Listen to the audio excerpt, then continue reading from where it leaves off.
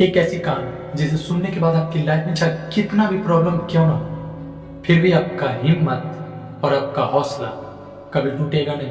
वो आदमी स्टेशन पर बैठा रहता था। हर कोई वहां से आते जाते जो उन्हें देखता उसे लगता कि ये एक भिखारी है। लेकिन बहुत ही कमाल की बात है कि किसी को ये नहीं पता था कि वो भी कभी अपनी जिंदगी का हीरो हुआ करता था। तो चलिए कहानी को स्टार्ट करते हैं। रेलवे स्टेशन पर हर सुबह एक बूढ़ा व्यक्ति दिखता था। फटे कपड़े, हाथ में पुराना थैला और आंखों में अजीब सी शांति। लोग उसे देखते लेकिन पहचानते तक नहीं। कुछ लोग जिनको उन पर दया आती उन्हें कुछ पैसे देते और कुछ लोग नजरें फेर लेते। वही स्टेशन, वही भी, और रोज की तरह वो आज भी एक कोने में बैठे हुए थे। अब एक दिन की बात है, एक लड़का उनके पास जाकर बैठ जाता है और उनसे पूछता है कि बाबा आप रोज यहाँ क्यों आते हो। बाबा मुस्कुराते हैं और बोलते हैं कि यही मेरी जिंदगी रुकी थी। अब वो लड़का चौंक जाता है। अब बाबा कहते हैं कि मैं कभी इस देश का सबसे बड़ा इंजीनियर था, नाम, पैसा, इज्जत सब कुछ मेरे पास था। लेकिन एक दिन ट्रेन एक्सीडेंट होता है जिसमें कि मेरी गलती नहीं थी।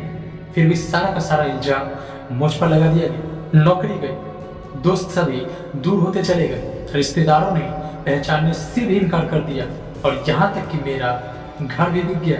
और उस दिन मुझे ये समझ में आया कि जब एक इंसान की लाइफ में बुरा वक्त आता है ना, तो सबसे पहले वही लोग उनका साथ छोड़ते हैं जो उनके सबसे ज्यादा करीबी होते हैं। इतना कुछ सुनने के बाद लड़की की आंख जो है वो नम हो जाती है।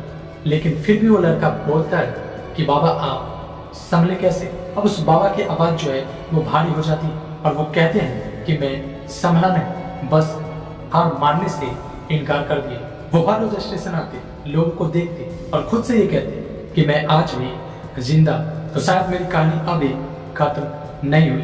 कुछ देर खामोशी के बाद बाबा उठे, थैला उठाए और बोले कि बेटा हमेशा याद रखना कि जो इंसान सब कुछ खो कर भी खुद को नहीं खोता वही असली विजेता होता है। इतना कुछ सुनने के बाद वह लड़का उनको कुछ कह पाता, तभी वहाँ ट्रेन आ जाती और भीड़ में वो बाबा हो जाते।